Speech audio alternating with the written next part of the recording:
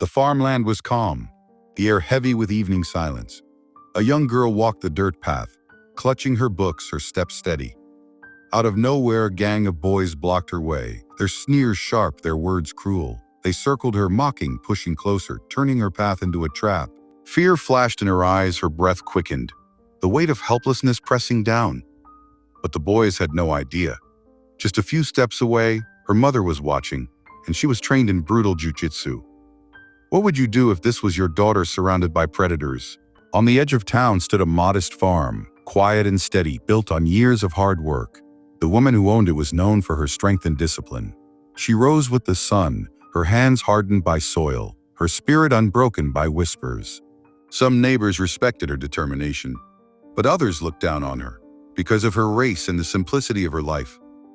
Her daughter was her pride, a gentle girl who carried kindness in every step. Her laughter filled the air, a light that kept the farm alive. The land itself told their story, humble but dignified, rich with tradition, each fence post and crop a symbol of resilience. Yet beneath that calm exterior, the mother carried something few knew. In her younger years, she had trained in martial arts, her body and mind disciplined, her skills sharp. Though she lived quietly, that strength never left her. In town, there were always glances, quiet resentment from those who saw them as outsiders, different, unworthy. It was a tension that simmered in silence, waiting for the wrong moment to ignite. The path home was narrow, lined with tall grass swaying in the late afternoon wind. The young girl walked quietly, clutching her books close to her chest, her thoughts already drifting to the warmth of home. Then shadows stepped into her way.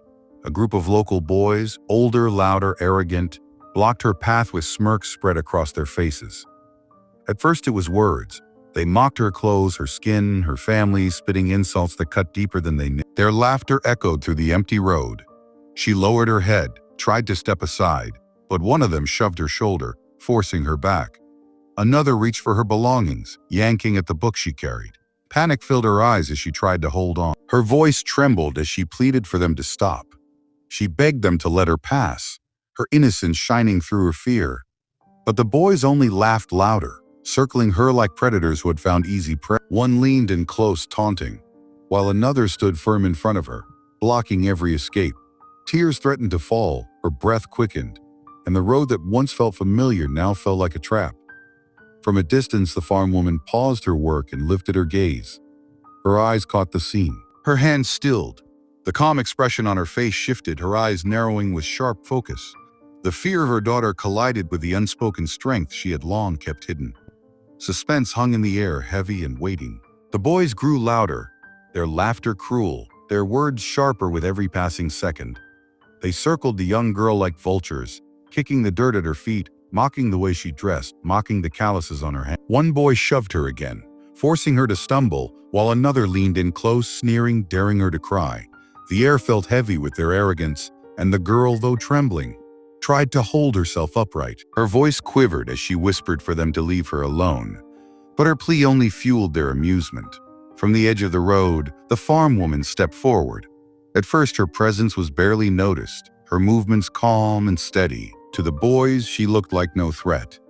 Just a tired mother from the fields, worn and silent.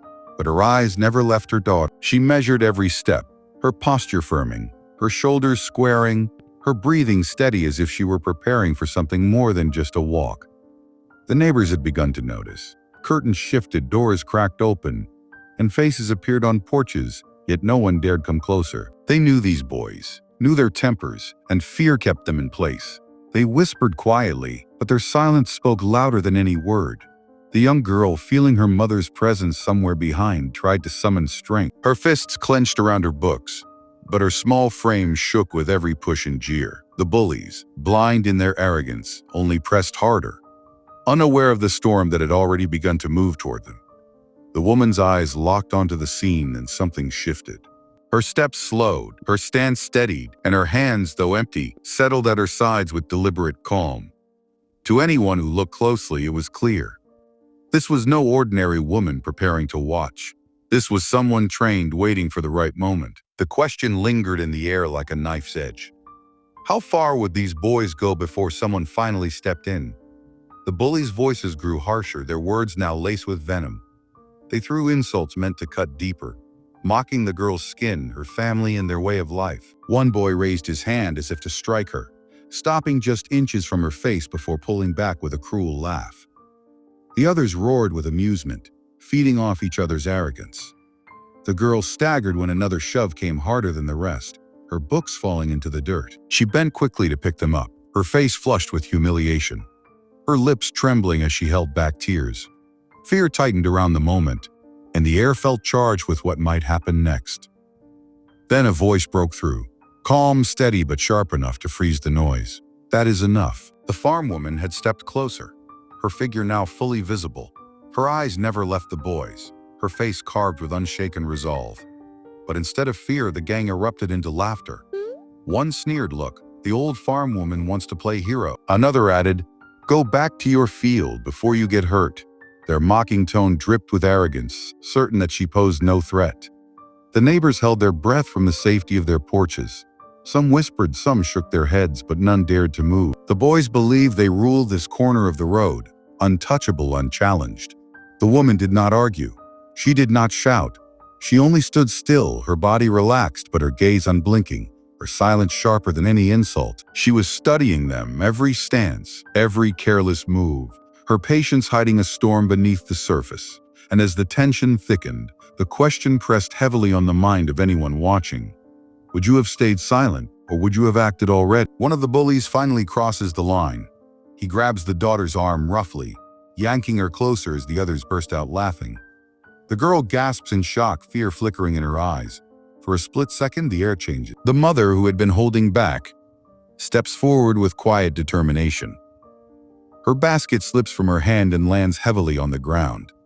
The sound echoes sharp and deliberate, as if drawing a line between what came before and what will follow. She straightens her back, her eyes fixed on the bullies. Without raising her voice, she speaks, every word measured and chilling.